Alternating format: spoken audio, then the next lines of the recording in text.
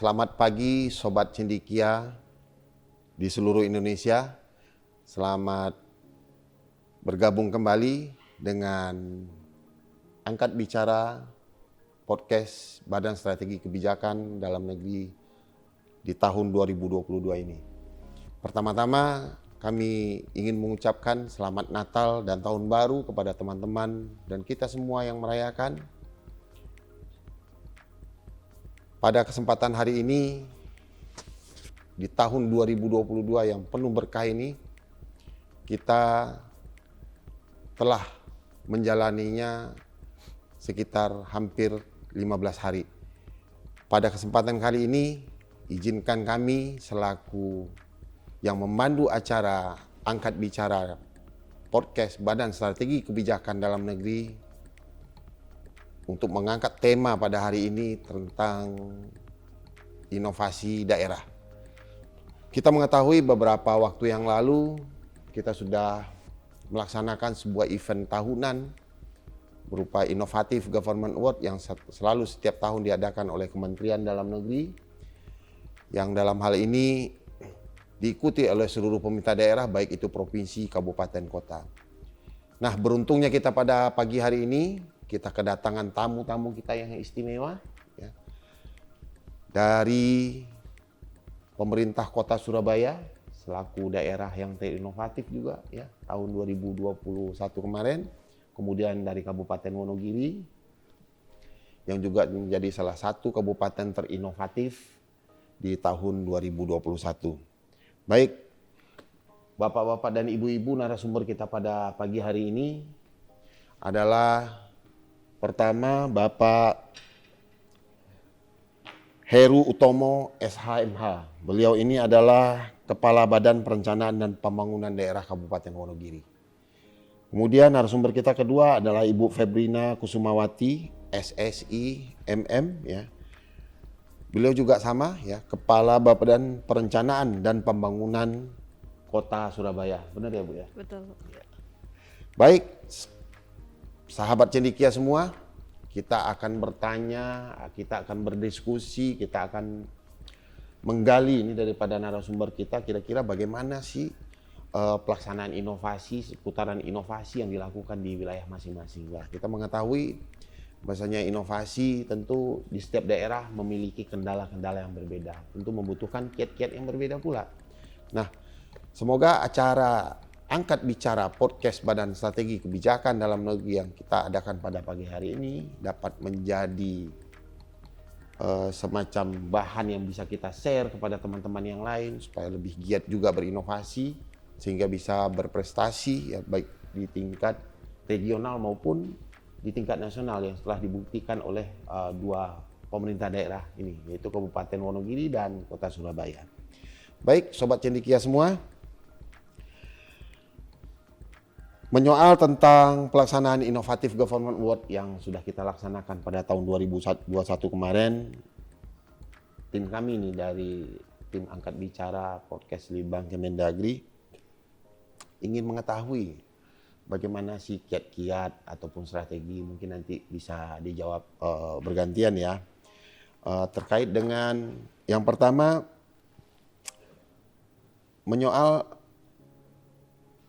bagaimana kiat-kiatnya, ya, bagaimana kiatnya Kota Surabaya, ya, Kabupaten Wonogiri, ya, dalam hal ini menggalakkan atau melaksanakan inovasi sehingga memang itu bisa dilaporkan secara maksimal, ya, sehingga masuk ke dalam radar pengukuran dan dianggap atau dinilai berprestasi dan layak untuk mendapatkan Innovative Government Award tahun 2022. Mungkin untuk kali pertama mungkin kami persilakan Ibu.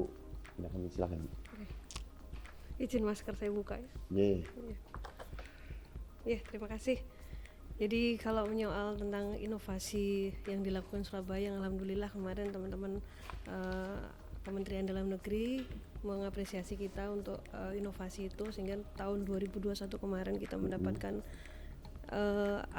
penghargaan nominasi ya terbaik inovatif ya. Yang seperti itu. Jadi kalau kita melihat beberapa inovasi memang selalu kita lakukan setiap tahun. Sebetulnya lebih kenapa? Karena kita melihat layanan itu ya harus maksimal, harus cepat seperti itu. Apalagi kita tahu sendiri di Surabaya, kota terbesar nomor 2 di Indonesia, dengan problem yang kompleks seperti itu, dengan masyarakat yang seperti kita tahu semua, tidak hanya Surabaya saja yang memang mencari nafkah di situ, dan itu kita butuhkan namanya percepatan. Yang pertama, update data dan percepatan. Itulah yang membuat kita kenapa salah satu dari yang kemarin alhamdulillah terapresiasi sekarang itu adalah kita bikin sistem Kelampit seperti itu. Kelampit ya. Yeah. Wah, itu terkenal banget Ibu Surabaya ya. Iya. Sampai ke Jakarta itu Kelampit. Kelampit betul lah itu.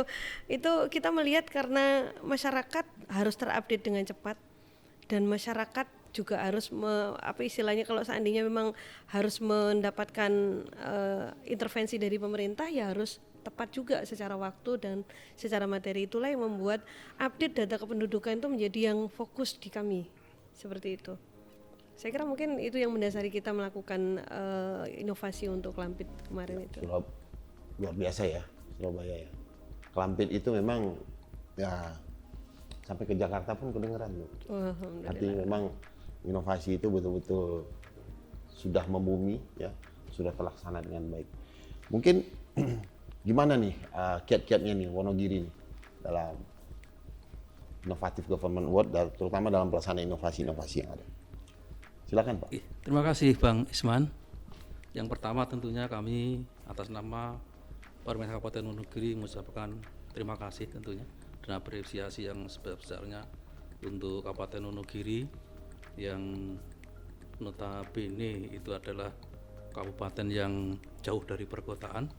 Namun karena kita sudah ada kebersamaan, artinya kalau orang Jawa itu kita sudah gonya wiji sesarangan untuk membangun Wonogiri, sehingga masalah inovasi ini memang cukup menantang untuk di Wonogiri. Karena dari sisi geografisnya kami adalah hampir ada 25 kecamatan, 294 desa kelurahan, cukup luas, dengan wilayah terluas kedua setelah Kabupaten Cilacap ini untuk Jawa Tengah, dengan jumlah penduduk juga hampir 1 juta lebih. Sehingga masalah inovasi ini betul-betul kami harus bisa membuat sebuah strategi untuk bersinergi, berkolaborasi, mulai dari tingkat desa, kelurahan, sampai kita harus melibatkan para camat. Bahkan kita yang paling ekstrim, kami mencoba untuk menggerakkan bersama para pendamping desa. Itu kami gerakkan bersama, dan yang terakhir kemarin kita coba ajak bersama para pimpinan BUMD untuk bersama-sama ini kaitannya dengan inovasi daerah ini. Dan alhamdulillah juga hasilnya, karena kita sudah bersinergi, bekerja sama, berkolaborasi, ya alhamdulillah hasilnya kita bisa meraih Wonogiri ini 2 tahun berturut-turut kita bisa menyajikan sebuah indeks inovasi daerah yang luar biasa. Artinya kami terima kasih dari yang kemarin di Badan Litbang Kemendagri ini telah menginisiasi ini sehingga daerah terus bergerak. Karena kami juga munculnya permasalahan yang luar biasa dan kompleks ini, akhirnya kami juga harus berpikir inovatif agar permasalahan ini bisa diselesaikan di Wonogiri. Salah satunya mungkin kami juga punya inovasi yang menggerakkan semua potensi milenial kami di para mahasiswa-mahasiswa. Kami beri bantuan berprestasi dari Pak Bupati. Namun tidak sekedar kita berikan itu saja, tapi ini harus ada feedback. Ada feedbacknya seperti apa? Nah ternyata teman-teman di para mahasiswa milenial ini juga mendampingi kami di Wonogiri, mulai dari kemiskinan, mulai dari ini masalah stunting, sehingga kita libatkan bersama, sehingga kami membangun IMAPRES ini sebagai unggulan kami di Wonogiri. Ini Bang, karena memang kolaborasi itu sangat luar biasa kami, kompleksnya permasalahan ini akhirnya timbul ini inovasi ini. Mungkin teman-teman daerah ini banyak tahu apa sih resepnya bisa kalau Wonogiri berturut-turut, kalau Surabaya sekarang sudah melejitnya luar biasa ya. Walaupun dari dulu sebenarnya Surabaya memang dikenal orang kota inovatif. Cuma di dalam Innovative Government Award ini yang kita nilai kan adalah laporan. Artinya seberapa benar laporan yang disampaikan, ya kita akan validasi ya. Kira-kira nih teman-teman daerah pasti pengen tahu. Kira-kira resepnya apa sih Pak? Kalau untuk menginput atau melaporkan itu, kira-kira apa sih yang dilakukan? Mungkin singkat sederhana saja Pak. Silakan. Kalau di Wonogiri ini kami mencoba untuk membentuk sebuah tim kreatif, tim kerja yang melibatkan semua lapisan yang masuk di indeks inovasi daerah ini, semua mulai dari pendidikan, kesehatan, desa, kelurahan, sampai OPD maupun BMD, semuanya kita rekrut bersama. Ayo kita buat kaitannya dengan 20 indikator yang harus kita isi, hingga semuanya itu bisa kita sajikan, karena memang di tiap-tiap inovasi ini juga tim-timnya harus luar biasa, sehingga harus kita siapkan, sehingga semuanya setelah kita ready, kita siap, baru kita input di indeks inovasi daerah. Memang kalau tidak ada tim yang kreatif, tim kerja yang luar biasa juga akan kesulitan untuk mengikuti 20 indikator yang subnya luar biasa ini. Wah, luar biasa ini. Inilah kira-kira sobat-sobat cendekia ya. Kiat-kiat sedikit aja mungkin tuh Pak ya. Bagaimana Wonogiri dan Surabaya nanti bisa melakukan penginputan ya dengan baik. Ya.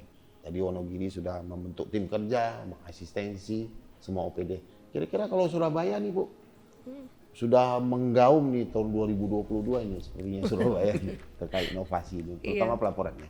Iya, menyikapi pelaporannya. Jadi memang di Surabaya itu sudah cukup lama. Kita itu seperti tadi disampaikan Pak Kepala Bapeda Wonogiri juga, berdasar dengan problem yang ada. Kita sudah buatkan semacam shortcut gitu ya. Semakin cepat kenapa harus lama kan gitu. Tapi kan di cepatnya proses itu ternyata masih ada juga hal-hal yang memang harus kita lebih cepatkan lagi begitu. Jadi di tim Monef kami itu selalu melakukan update itu.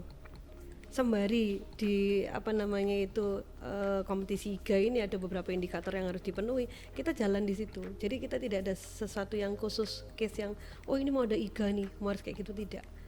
Jadi kita sembari sudah menjadikan itu rutinitas lah Ibu. Betul. Ya? Jadi karena memang di Monef sekali lagi apa yang menjadi problem, kita lihat keluhan masyarakat, kita lihat itu komplain masyarakat melalui kanal kita, di situ kita cek dengan Monef kita. Ada sesuatu nggak yang memang harus dibenahi di situ. Oke. Pada saat itu karena memang IGA itu ada, ya kita di situ kan jadi satu di situ loh.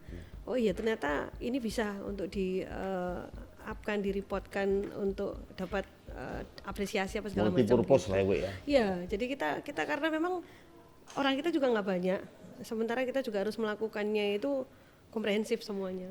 Itu saya kira yang kemarin kita lakukan, betul seperti itu. Jadi tim Monef kita itu ada beberapa perangkat daerah yang memang bertanggung jawab atas proses itu. Terus kita jadikan satu dengan clue-nya IGA seperti apa, ya udah kita jalan di situ. Berarti diintegrasikan ya Bu. Jadi semua bank data laporan itu sudah ada. Betul. Jadi mau laga apa saja Surabaya siap. Betul. Itu yang selalu kita lakukan, sehingga inovasi itu ya tetap kita lakukan. Ada yang masih bisa dipotong lagi, ya udah potong lagi selagi ketentuan itu tidak kita lakukan. Semangat Persebaya nih Bu ya. Narik Surabaya. Baik sobat cendekia, itulah ya. Terkait bagaimana dengan kiat-kiat dan bagaimana penginputan itu bisa dilakukan dengan baik, sehingga memang itu tingkat validasinya juga bisa dijamin ya, sehingga masuk dalam radar pengukuran di IGA tahun 2022. Nah sekarang saya ingin bertanya kalau Kepala Bapeda ini kan adalah orang-orang lingkaran satunya kepala daerah nih biasanya kan begitu ya. Jadi kira-kira kami ingin bertanya nih, kira-kira bagaimana sih strategi ya ataupun komitmen kepala daerah di tempat Bapak dan Ibu masing-masing terkait dengan penerapan inovasi ini? Mungkin saya mulai dari Ibu dulu. Silakan. Oke. Jadi Pak Wali Kota Surabaya, Pak Eri Cahyadi, itu kan dia mungkin kalau disebut itu beliau kan milenial, satu dari yang ada yang milenial di situ. Beliau itu komit benar. Jadi kalau layanan masyarakat beliau itu pasti tahu. Itu artinya kalau ini harus nggak boleh lagi lama-lama, ini harus cepat. Beliau yang selalu mendampingi kita, selalu mengingatkan Cepat kita ya, untuk Bu, hal itu. informasi itu cepat. Selalu. Beliau kan juga kesehariannya juga mobile ke layanan-layanan seperti itu, melihat apakah proses perangkat daerahnya itu berjalan dengan baik. Apakah kita sudah memberikan pelayanan ke masyarakat dengan baik. Kalau misalkan ada sesuatu problem di bawah, jadi kan berawal dari problem itu ditemukan, loh ini kenapa kok bisa begitu, kenapa kok enggak harus bisa dipercepat lagi dan segala macam. Itu langsung. Terkadang juga dari beliau sendiri yang langsung menginisiasi bahwa oh ini harusnya begini, ini begini. Jadi beliau juga terkadang meng-create seperti itu. Di samping kita sendiri perangkat daerah juga dituntut oleh beliau, jangan ada di zona yang seperti ini saja. Zona nyaman lah istilah Betul, kata orang itu. seperti itu.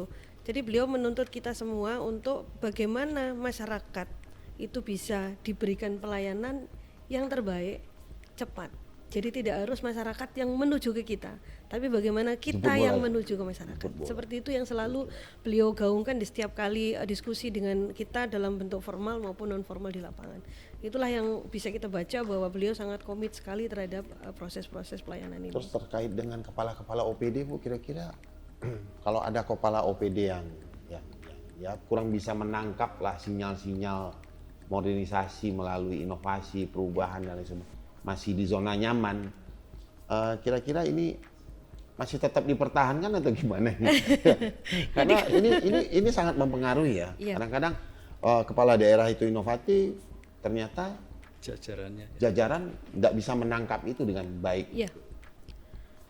Iya, jadi memang ini kan kolaborasi besar ya kalau kita berbicara perangkat daerah, kepala dinasnya seperti apa, timnya seperti apa. Bagaimanapun arus gerak sebuah kapal itu kalau nggak nakodanya betul-betul bisa memahami kapal itu, ya dia nggak akan sampai kan begitu. Itu kalau saya ibaratkan kepala dinas dengan para jajarannya di samping. Dan Pak Wali itu betul-betul memberlakukan kalau kamu bisa, kan ada indikator nih ceritanya, ada indikator operasional yang memang harus dipenuhi oleh. Ada indikator ya Surabaya. Betul. Jadi misalkan nih ada dinas tertentu Satpol PP lah contoh begitu. Ini ada indikator di mana pengamanan yang untuk di daerah-daerah seperti PKL tidak boleh di beberapa tempat seperti itu diperkinkan. Istilahnya ada perjanjian kinerja di situ. Oh, udah masuk perjanjian kinerja ya, Bu? Ada. Jadi pada saat kepala dinas itu tidak bisa mencapai yang dijanjikan di depan, dan ada kata-kata di situ yang diperjanjikan lah ya. Ya, istilahnya aku targetnya 10, ternyata 10 tidak bisa dicapai. Ya sudah, ada kata-kata di bawah di situ bahwa ada catatan khusus ada lah betul, ya. ada note di situ bahwa ya akan siap untuk tidak menjadi jabat ini lagi seperti itu. Itu yang membuat para nahkoda itu tadi ya suka tidak suka ya harus komprehensif dengan timnya begitu. Tadi kalau disampaikan kepala dinasnya bagus tapi timnya enggak, ya itu menjadi satu kesatuan. Bagaimana seorang kepala dinas itu bisa meng-create kapalnya itu bisa jalan dengan baik menuju ke visinya yang dituju oleh Ya pernah si Steve Jobs ya. Innovation distinguish between leader and follower. Pembeda antara pemimpin dan bawahan itu adalah inovasi. Mungkin itu yang terjadi di Surabaya kira-kira seperti. Tapi dengan catatan gitu ya. Iya betul. Oke. Ini kita ke Wonogiri nih. Gimana kira-kira nih komitmen kepala daerah terhadap pelaksanaan inovasi, kemudian bagaimana operasionalnya di bawah. Ternyata ini kepala-kepala OPD ini kan menduduki fungsi-fungsi yang strategis dalam pelaksanaan inovasi sebenarnya. Seperti yang disampaikan oleh pepatah yang saya kutip barusan ya. Kira-kira Pak Heru gimana ini di Wonogiri, Pak?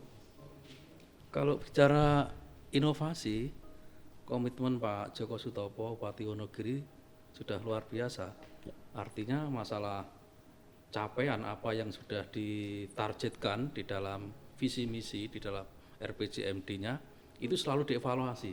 Bahkan beliau mengendaki ini paling minimal itu tiap 3 bulan harus dievaluasi capaiannya. Karena kita sudah menargetkan di visi misi bagaimana membawa Wonogiri yang maju, Wonogiri yang mandiri, sejahtera, tanpa adanya terobosan inovasi ini akan lama tercapai. Karena juga dari sisi pendapat di Wonogiri dibandingkan dengan beban pembangunan yang harus ditanggung itu sangat jumplang. Artinya memang dengan luas wilayah yang luar biasa itu kalau kita hanya melaksanakan pembangunan hanya dengan standar yang biasa, tanpa adanya terobosan inovasi itu akan lama. Sehingga paling contoh tadi di depan yang kami anggap real, kita di Wonogiri, kita harus melibatkan memang para milenial muda. Ini yang lebih memahami Kolaborasi dengan kaitannya mereka dengan ya, dengan inovasi, sehingga harus kita terjunkan pada permasalahan-permasalahan khusus yang memang di Wonogiri ini sangat mendominasi, seperti bagaimana kita rasio antara sarjana dengan masyarakat yang sangat kecil, bagaimana kita harus mengatasi stunting dengan target yang 0%, bagaimana kemiskinan kita harus menurunkan 1 digit. Ini yang jadi masalah kita di Wonogiri, sehingga inovasi ini menjadi sebuah tool atau alat memang ini untuk bisa mempercepat target di target.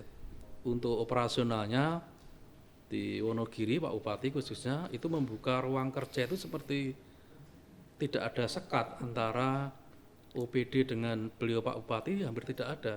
Bahkan setiap hari itu hampir antri ya, antara sampai pagi sampai siang sampai sore, bahkan ruang kerja itu seperti ruang diskusi. Ya. Di situ nanti akan muncul eksekusi apa ya harus kita laksanakan agar pemasaran Wonogiri ini bisa selesai. Jadi hampir kepala OPD, pimpinan OPD nggak bisa tidur kalau sudah memang ini jam kerja itu nggak bisa tidur. Artinya setiap pagi, setiap hari itu pasti akan ada saja masalah-masalah topik yang harus diselesaikan bersama. Nah ini guyup rukun inilah yang sebenarnya menjadi roh mengapa harus ada kata sesarengan. Sesarengan itu secara bersama-sama itu yang menjadi gotong royong lah, rohnya, kolaborasi ya, lah bersama-sama bahasa di Wonogiri. Saya kira itu Bang Isman. Ya. Baik, Bapak-Bapak, Ibu-Ibu, ini kita lebih masuk ke data ini sebenarnya. Berdasarkan data yang kita terima nih di Indeks Inovasi Daerah tahun 2021 kemarin, ini case-nya di Wonogiri nih ya. Pertama, kita melihat ada 48 inovasi di bidang pendidikan yang dilakukan oleh Pemkab Wonogiri ini. Kira-kira artinya memang terobosan yang harus dilakukan oleh Pemda ya, terkait dengan masalah-masalah pendidikan berarti juga cukup banyak di Wonogiri ya. Kira-kira ini coba mungkin bisa dijelaskan Pak Heru, kira-kira apa sebenarnya yang ingin dicapai sih ketika inovasi itu harus banyak masuk di sektor pendidikan? Apakah mengejar kapasitas SDM-nya atau IPM-nya Wonogiri, atau memang banyak persoalan yang terjadi kira-kira di Wonogiri? Silakan Pak. Ya, jadi begini, diawali dari visi maju mandiri. Kata maju ini tentunya tanpa diimbangi dengan peningkatan SDM ini akan sangat lama tercapainya. Juga di Wonogiri itu dilatar belakangi dengan ini Bang Isman. Jadi indeks pembangunan manusia itu kita masih sangat, walaupun kategori tinggi, tapi apabila kita bandingkan dengan kabupaten kota kami, tetangga di Suko Wonoseraten itu Ekarisdian Surakarta itu ada 7 kabupaten kota, kami masih yang terendah. IPM kita 70,25%, walaupun masuk kategori tinggi sebenarnya, tapi ini kita masih harus kita kejar dengan kabupaten kota tetangga, sehingga pendidikan ini menjadi kunci utama. Karena bicara IPM itu bicara masalah pendidikan, indeks rata-rata lama sekolah, indeks lama sekolah, juga ada angka harapan hidup, juga ada pengeluaran per kapita. Nah yang kita paling rendah itu adalah di sisi pendidikan. Sehingga inovasi ini harus kita pacu di sektor di pendidikan, sehingga mulai dari tingkatan kita di PAUD, mulai dari TK, SD, SMP, kami juga tidak hanya diam Pak Bupati, artinya kita juga harus memberikan kontribusi APBD untuk menggerakkan di sektor pendidikan, mulai dari kita sudah sekolah gratis, pemberian seragam gratis, untuk yang mahasiswa kita beri ini beasiswa 1 tahun 12 juta. Nah, harapan kami nanti untuk mengejar rasio antara sarjana dengan jumlah masyarakat, jumlah penduduk, ini harus kita kejar di situ. Karena Pak Bupati juga berpendapat dengan majunya di sektor pendidikan, nah inilah awal kita untuk modal ya Pak ya, kenaikan di IPM. Saya kira itu kalau di Wonogiri. Luar biasa ini. Jadi Sobat Cendekia, ya kalau kita lihat di data indeks 2021 memang inovasi-inovasi di bidang pendidikan yang dilakukan oleh teman-teman kita di Wonogiri ini memang luar biasa. Kebetulan kami adalah salah satu validator ya di IGA kemarin, yang memang kami lihat memang dipacu ya metode belajar, proses pembelajaran bagaimana itu efektif. Sobat Cendekia, mungkin kita pindah nih ke Surabaya nih. Saya pengen tahu nih target apa sih yang pengen dicapai oleh Surabaya. Karena data indeks kita itu luar biasa nih Sobat Cendekia. Lebih banyak inovasi digital yang ada di Surabaya ini daripada yang non digital gitu. Nah kita mungkin pengen tahu ini Bu, kira-kira ada target-target khusus kayak yang pengen dicapai Surabaya? Apakah menuju kota yang digital atau mungkin yang istilahnya sekarang smart city atau apa gimana? Ya. Kira-kira gimana itu Bu? Ya, kalau dari visinya Pak Wali Kota kemarin itu gotong royong menuju Surabaya kota dunia yang maju, humanis, Luar biasa. dan berkelanjutan. Itu mungkin yang kita tuju di 5 tahun atau periode Pak Wali ini. Tapi sekali lagi barangkali memang eranya sudah seperti ini ya, digital, dan dengan penduduk yang cukup 3 juta di Surabaya itu kurang lebih di angka sekitar 3 juta itu, dengan problem yang kompleks di situ, dengan data yang kita melihat, data penduduk itu sendiri juga ya kita mungkin tahu ya tipikalnya kalau tidak didorong dengan sesuatu yang harus, ya data itu nggak akan update gitu. Makanya kenapa itu Klampit mungkin jadi salah satu goal kita kemarin itu data penduduk, karena data penduduk itu adalah dasar semua intervensi yang pemerintah kota ataupun pemerintah pusat lakukan. Ambil kebijakan, ambil dari situ. Satu contoh kita bisa lihat misalkan anak pendidikan anak usia sekolah di data penduduk itu ada berapa orang sih? Terkadang itu ada melesetnya begitu. Kenapa? Karena tidak update. Nah, supaya memang masyarakat itu bisa melakukan update sendiri, maka Klampit itu kan core-nya di situ. Siapapun masyarakat bisa diberikan akun untuk bisa mengupdate dirinya dan keluarganya di situ. Apa saja? Apa saja. Semisal kalau di dalam data kependuduk itu saya misalkan nih ada putra baru, itu sudah ada jemput bola dengan rumah sakit. Kalau misalkan ada tambahan keluarga pindah seperti itu, saya juga bisa melaporkan di situ, mengupdate di situ. Nanti di kanal tertentu Dinas Kependudukan itu punya notifikasi, oh ternyata Febri ini nginput ada tambahan update perubahan penduduk di situ. Seperti itu siapa saja bisa melakukan. Namun karena inovasi digital itu adalah salah satu yang kita bisa ambil untuk percepatan semuanya, saya kira. Kalau kita memang masih menggunakan bentuk yang tidak digital, ini menurut kami ya agak sedikit butuh waktu untuk proses-proses itu. Nggak efektif lah Bu ya. Itu kalau menurut kami, makanya kenapa beberapa inovasi yang kami report kemarin ke teman-teman bank itu adalah yang digital. Ya, rata-rata digital. Betul. Ya. Betul. Itu yang kita buat kemarin. Namun kalau kita bisa tambahkan di dalam proses awal, Klampit itu juga tidak semuanya langsung begitu saja bagus, tidak. Begitu saja masyarakat Tapi aware. ada proses ya. Betul. Kita masifkan dulu, kita ajarkan juga teman-teman kelurahan itu untuk bagaimana kalau ada masyarakat yang masih harus bertanya. Nah, itu juga ada beberapa kader yang kita siapkan, khusus kader kependudukan itu di wilayah kelurahan semuanya ada. Saya misalkan kesulitan untuk melakukan akses di sini, saya membawa ini dibantu oleh mereka. Jadi tidak lagi memang harus tukang jemput bolanya lah. betul. Gitu. Jadi kita ada kader yang memang baru ini itu untuk menguatkan proses-proses di Klampit. Karena sekali lagi data penduduk itu update-nya itu kita katakan sebagai data dasar yang untuk memang semua sangat ya. dibutuhkan oleh kebijakan daerah dan kebijakan pusat. Seperti itu barangkali yang luar biasa. bisa kita sampaikan. Ya memang kita sadari ya. Pertama, Surabaya kota nomor 2 terbesar ya Sobat Cendekia. Kemudian juga penduduknya 3 juta, mungkin 3 kali Wonogiri ya. Memang membutuhkan sebuah manajemen yang memang itu efektif dan efisien. Betul. Salah satu yang tren saat ini yang memang harus kita lakukan mau tidak mau di era disrupsi begini ya. Sobat Cendekia, kita harus melakukan inovasi ya, terutama kota Surabaya dalam mengatasi berbagai persoalan perkotaan yang sangat kompleks sekali ya. Memang harus dengan cara-cara yang inovatif ya. Lebih cepat itu ya dengan kita. Betul. Baik Sobat Cendikia, tadi kita berbicara kiat-kiat nih. Cuma kiat-kiat itu tentu ada karena adanya persoalan-persoalan yang dihadapi.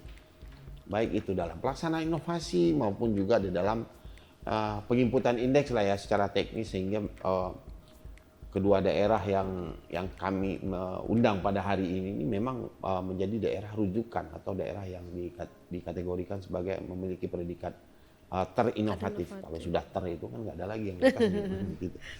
Nah, kira-kira mungkin dari Wonogiri dulu nih. Kira-kira Pak selaku manajer nih ya, manajernya inovasi di Wonogiri nih kan, teman-teman Bapeda, Litbang ya, Iya, betul. manajernya.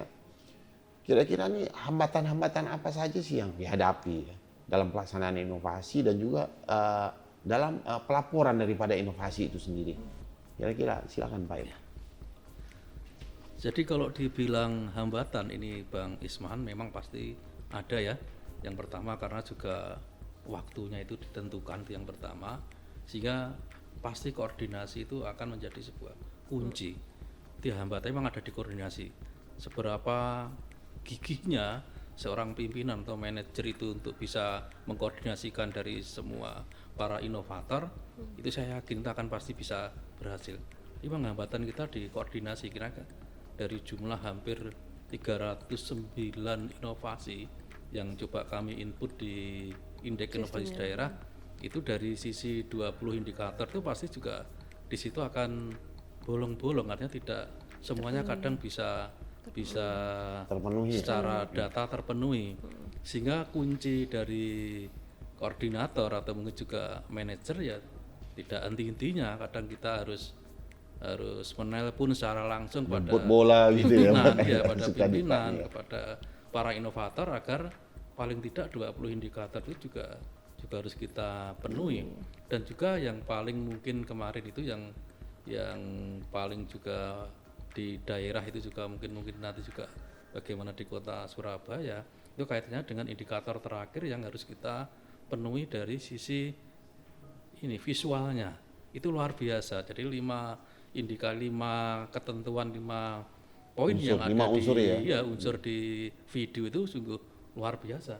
Sehingga memang harus kita bisa menyajikan, sehingga tidak hanya sekedar mungkin hanya gambar, tapi kita juga memang harus terjun langsung ke situ, sehingga ini yang menjadi kendala kita. Namun alhamdulillah semuanya dengan sinergi, tentunya dengan semangat yang sama, semuanya bisa kita laksanakan.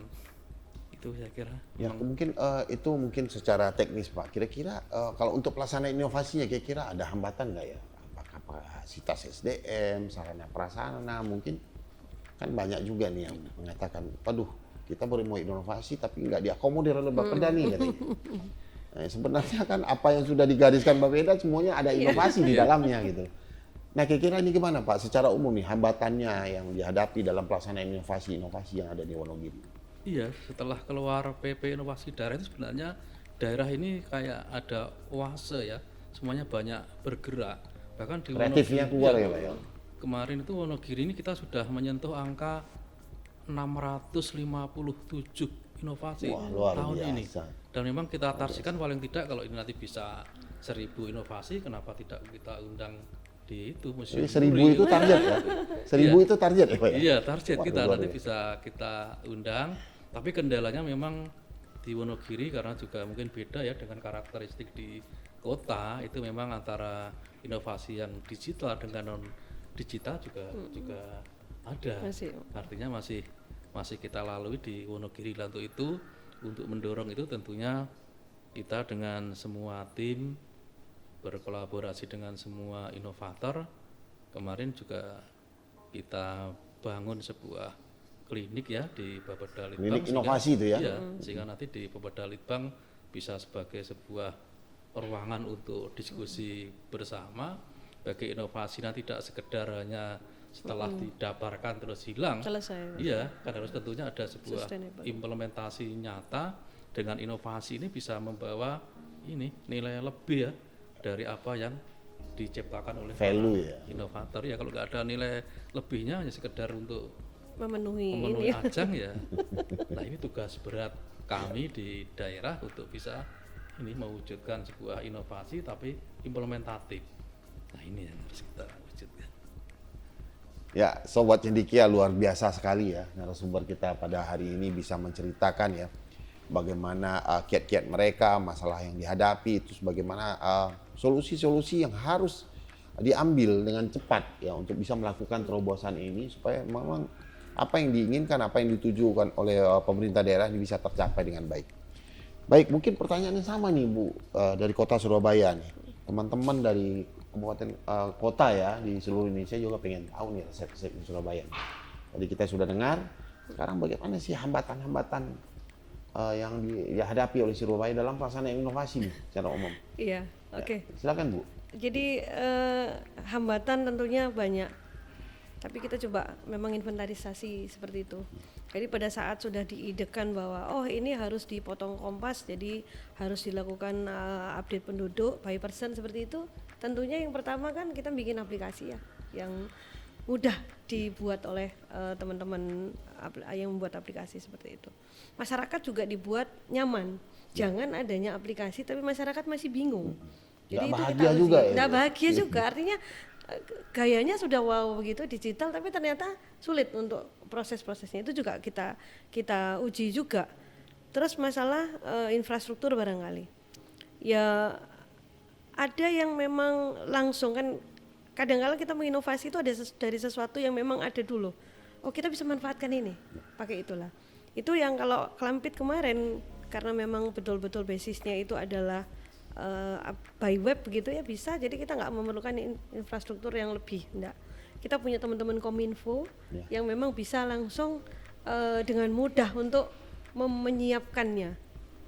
Yang menjadi agak sedikit problem itu pada saat posisi sudah kita masifkan ke masyarakat, terus masyarakat itu bertanya, itu yang kita kemarin itu nambahin kerjaan lagi kan gitu. Jadi para pendamping itu itu yang memang kemarin kita harus sampaikan juga, ini nggak bisa pada saat masyarakat secara umum memang harus kita layani semuanya.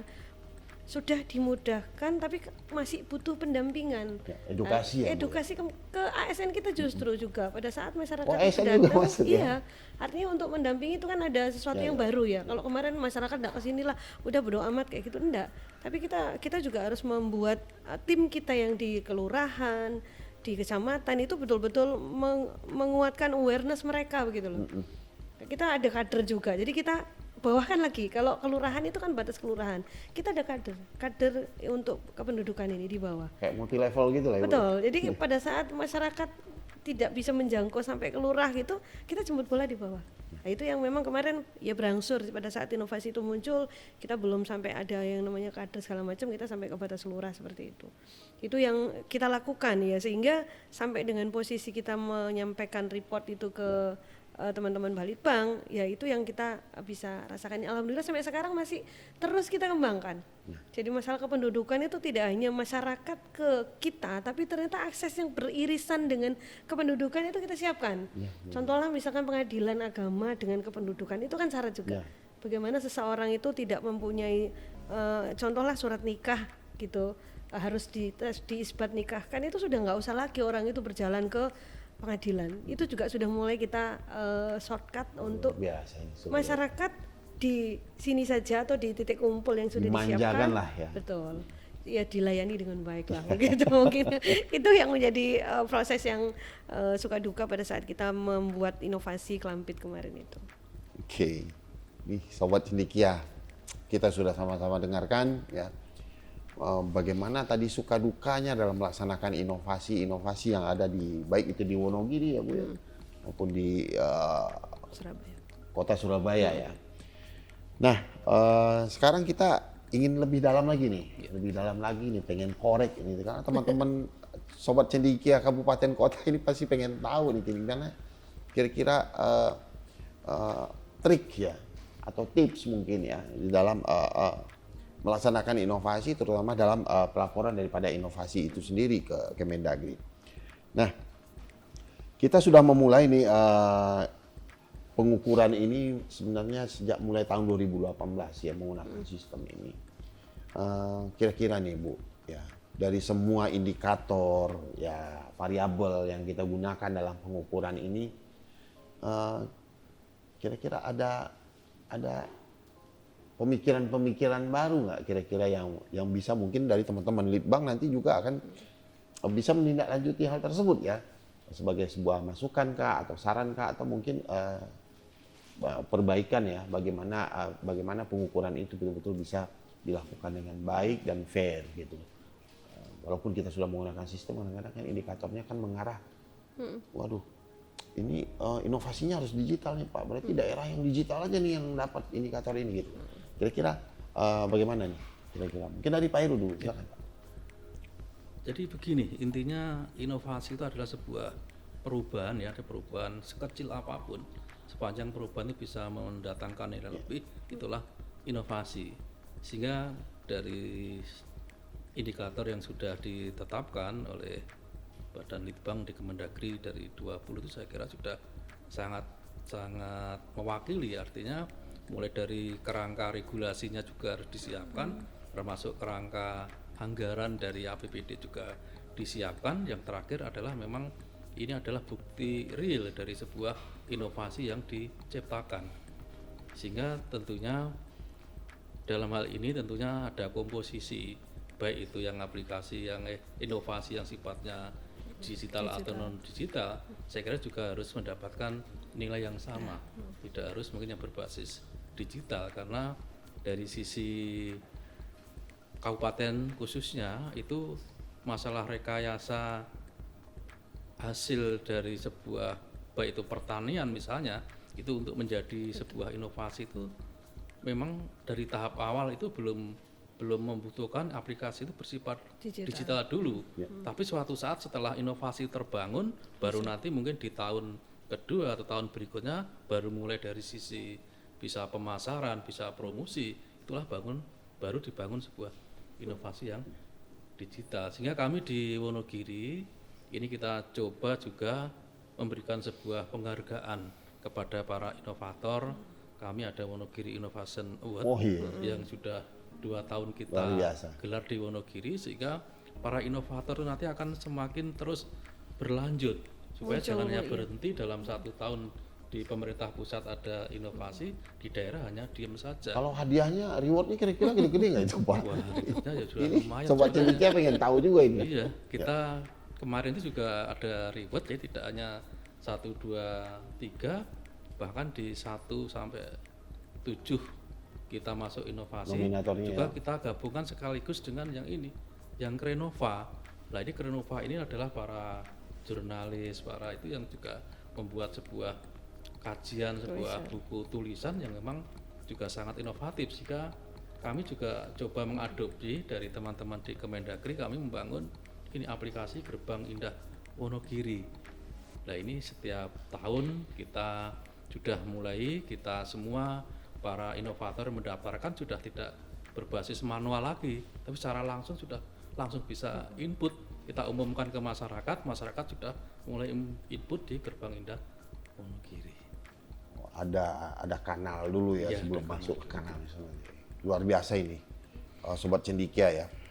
Wonogiri sudah memiliki namanya WIA ya Pak ya? Iya. Wonogiri Innovation Award. Sebagai salah satu bentuk apresiasi ya terhadap para inovator yang ada di Kabupaten Wonogiri. Luar biasa ini Pak ya. Kemudian kira-kira nih Surabaya nih sebagai yang sebagai daerah yang memiliki predikat, yang mendapat predikat terinovatif di klaster kota ini. Kira-kira gimana nih indikator atau yang kita gunakan dalam pengukuran yang kemarin, kira-kira apalagi kira-kira yang bisa kita sempurnakan ya, sehingga memang itu teman-teman daerah itu bisa melihat itu menjadi sesuatu hal yang memang itu dipenuhi. Apalagi itu bisa dipenuhi dengan mudah, nah itu kan harapannya. Kira-kira gimana? Silakan. Jadi kalau indikator yang digunakan kemarin sudah mewakili seperti Pak Kepala Bapeda Wonogiri tadi sampaikan sudah. Namun yang lebih bisa disampaikan atau disematkan di situ itu adalah wujud nyatanya dan sustainable di situ. Ya. Itu yang penting menurut saya. Keberlanjutan ya. Betul. Artinya seperti tidak banyak-banyakan kan tidak, tapi lebih ke bagaimana inovasi itu menjadi jalan untuk melakukan proses percepatan perubahan. Itu yang pertama. Yang kedua kan Indonesia itu kan varian kabupaten kota kan ya banyak ya, ada yang tipikalnya mungkin belum sampai seperti Bapak tadi bilang, tidak semuanya digital itu menjadi problem selesai, kan tidak begitu juga.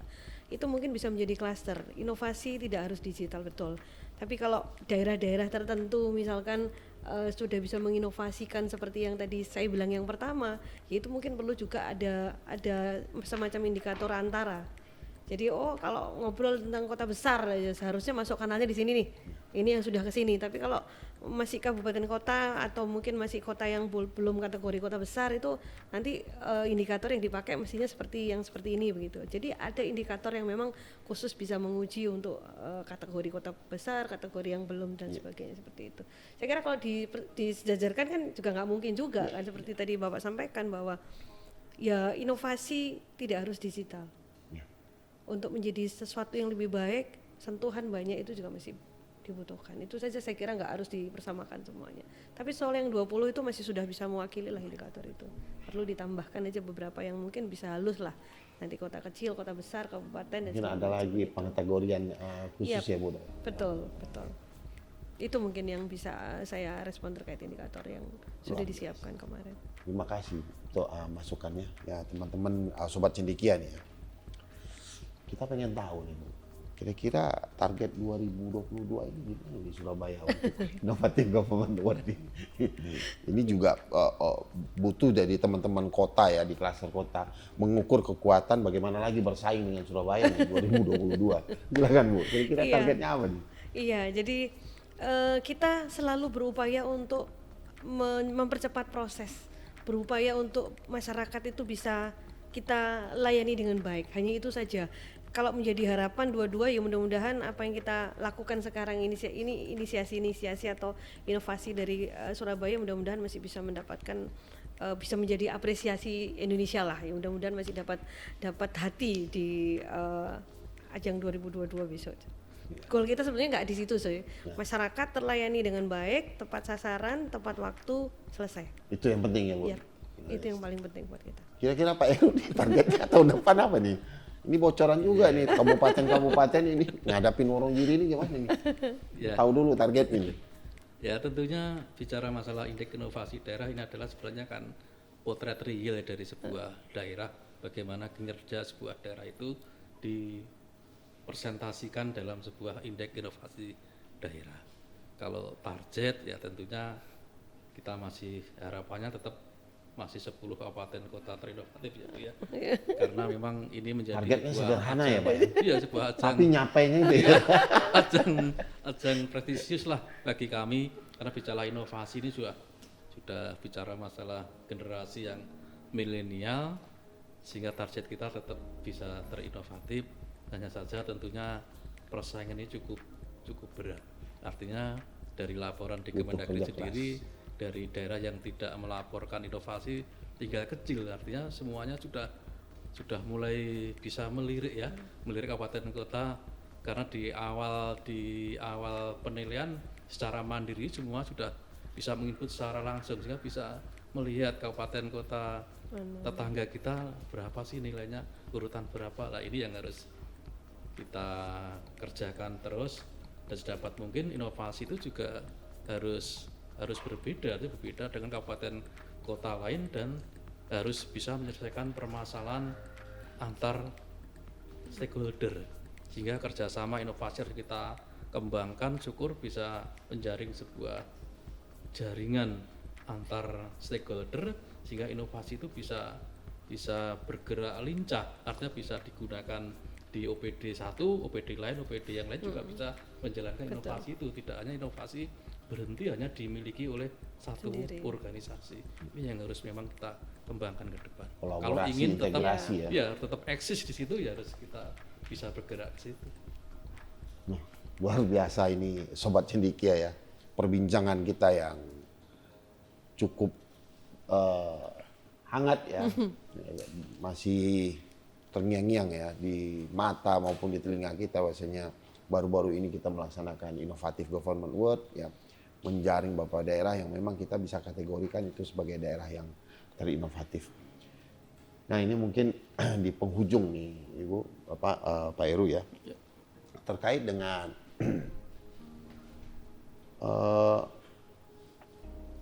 tadi Ibu sudah singgung masalah sustainable inovasi.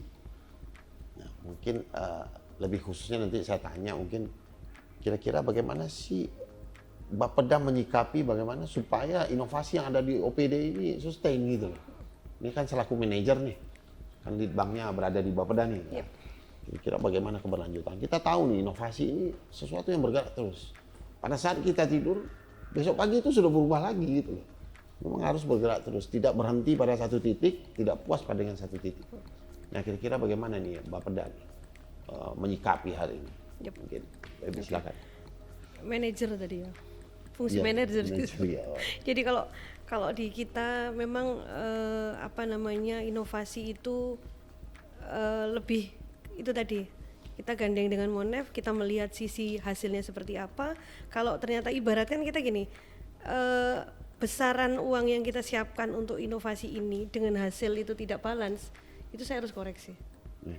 Itu yang harus saya lakukan. Artinya kalau inovasi itu sempat misalkan didaftarkan kemarin tapi memang tidak Matangannya rendah. betul, matangan belum dan segala macam, itu kita uji dulu. Kalau memang ternyata itu tidak bisa menyelesaikan problem, ya udah berhentilah. Atau mungkin kita kembangkan lagi. Atau mungkin Atau ada kita- konsep yang memang ya, perlu harus kita kaji lagi gitu. betul itu selalu kita lakukan di dalam kita melakukan monitoring evaluasi di situ. Jadi kalau tidak bisa ada potret atau hasil yang memang nyata di situ, ya sudah. Apalagi kalau ada uang di situ, apalagi kalau ada anggaran yang harus ditanamkan di situ, ya sudah, berhenti dulu, kaji dulu nanti baru jalan lagi kayak gitu. Itu kan untuk bisa melakukan koreksi atas apa yang sudah dilakukan oleh semua perangkat daerah. Saya hanya membaca dari Monef di situ aja sih sebetulnya, sama Karena inovasi. inovasi itu bukan belanja juga ya Bu ya, Yap, bukan project juga, mindsetnya nggak seperti itu. bukan, lagi. kita nggak ibu ya. Cuman untuk membangun dan menjaga sebuah inovasi itu yang infrastrukturnya lah mungkin butuh effort orangnya lah mungkin, itu Butuh juga dukungan kami ya. hitung betul. Kalau memang itu adalah sebuah inovasi yang hasilnya seharusnya nyata terwujud, ternyata di periodisasi tertentu tidak lagi, ada apa ini? Kan pasti ada yang salah di situ. Itu yang harus kita ngobrol bareng lagi di momen Keberlanjutannya periode. gimana Betul. nih? Ini mau iya apa mau enggak? Kalau iya terus kenapa kok sampai begini?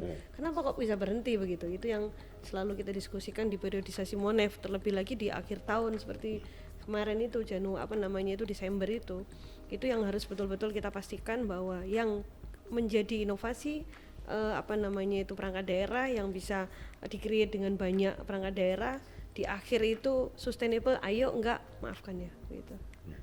Saya kira itu yang Memang bisa jelas ya, terukur ya. Memang evaluasi di sebuah inovasi ini sempat cendekia ya, seperti kita dengar dari Surabaya tadi. Memang ini merupakan suatu hal yang perlu kita lakukan untuk mengecek kembali, mereview kembali kira-kira masalah apa lagi yang dihadapi dari penerapan ini. Betul. Kira-kira dengan perkembangan sekarang kita harus bagaimana lagi nih menyikapinya. Kita tutup satu persoalan ini, timbul muncul lagi yang persoalan lain. baru. Memang itu sesuatu yang memang ya inovasi harus bergerak terus ya. Nah, Wonogiri ini kita kenal juga kalau kita lihat ya, orang taunya Wonogiri, waduh, selalu image-nya daerah yang memang harus melakukan banyak hal untuk bisa sejajar ataupun di atas rata-rata daerah yang ada di baik itu di regional Jawa Tengah maupun ini. Kira-kira dari inovasi yang ada 650 ya kalau nggak salah tadi, itu sustainnya bagaimana ini Bapeda memanage ini 650 ini dalam kurun waktu setahun harus bisa melakukan evaluasi ini. Kira-kira ini gimana Pak Heru selaku manajer ini ya? Iya, jadi evaluasi itu memang penting. Artinya inovasi, apalagi inovasi ini sudah kita batasi paling tidak 2 tahun lah. Nah ini harus kita lakukan evaluasi setelah selesai di inputting di Indeks Inovasi Daerah, karena kami juga sudah memiliki aplikasi Gerbang Indah Wonogiri. Di situ sudah bisa kita ketahui nilai kematangan dari masing-masing inovasi kami yang 657 itu nilainya berapa. Nah, dari hasil kita di gerbang indah di aplikasi, sehingga kita bisa kita linkkan dengan yang kita bangun seperti klinik inovasi, sehingga pendampingan dari pemerintah daerah memang juga wajib ya, perlu, karena memang masyarakat itu walaupun secara inisiatif sendiri itu juga bergerak, tapi memang kadang peran pemerintah yang harus hadir di situ juga harus kita terapkan. Dan itu untuk Wonogiri, karena memang kita sudah mulai ada 657 inovasi, nanti akan kita seleksi, kita hitung dari nilai kematangan yang ada sebagai standar dari indeks inovasi daerah. Nanti yang masih di bawah nilai standar kematangan, yang nanti akan kita lakukan pendampingan. Ini penting, memang kita harus hadir di situ memang. Harus ada ya. Iya. Ya. Untuk mengedukasi tadi ya Bu, ya kan gitu ya. Baik, Sobat Cendekia, ini sangat luar biasa sekali ya. Diskusi kita ya kita laksanakan pada pagi hari ini. Pada hari ini kita kedatangan 2 narasumber yang memang bisa kita gali apa yang bisa kita terapkan di daerah kita masing-masing. Sobat Cendekia, demikian yang dapat kita diskusikan pada hari ini. Kita pasti akan bertemu lagi nih Bu, Pak Heru ya. Siap. Di lain waktu, mungkin di persoalan yang sama atau mungkin persoalan yang beda lagi, atau mungkin kita lebih spesifik lagi berbicara tentang satu inovasi gitu. Kami mengucapkan terima kasih ya atas nama Angkat Bicara Podcast Liban Kemendagri, atas kedatangan, atas kesediaan Ibu Kepala Bapeda Kota Surabaya, Kepala Bapeda Kabupaten Wonogiri yang memenuhi undang kami dalam rangka bagaimana kita mensosialisasikan, menyebarkan virus-virus inovasi ini ke daerah-daerah lain. Kira-kira kiatnya bagaimana kita tadi sudah dengar ya. Mudah-mudahan ini bisa bermanfaat bagi teman-teman di kabupaten kota yang lain. Baik Sobat Cendekia, demikian acara kita pada hari ini. Kami dari tim Angkat Bicara Podcast Badan Strategi Kebijakan Dalam Negeri pada hari ini mengucapkan terima kasih kepada 2 orang narasumber kita yang sangat berharga ini. Ya, semoga apa yang disampaikan beliau, strategi yang sudah dibeberkan oleh beliau-beliau ini bisa menjadi acuan kita untuk perbaikan inovasi ke depan. Baik, kami akan tutup ya, podcast kita Angkat Bicara ini dengan pantun ya, mewakili Pak Heru dan Bu Vina sekalian ya. Sungguh keras si tangkai besi, dibuat orang menjadi kursi. Inovasi lagi ya. Jangan takut berinovasi, inovasi kebutuhan masa kini. Dari Wonogiri ke Surabaya, gitu. Pulang pergi naik kereta. Inovasi adalah budaya, bukan hanya anggaran belaka. Benar nggak? Betul kira-kira ya. Anak Deli di Pulau Banda, cari jodoh anak perjaka. Sampai di sini kita berjumpa. Mohon maaf bersilap kata. Terima kasih. Assalamualaikum warahmatullahi wabarakatuh. Selamat siang dan salam sejahtera untuk kita semua.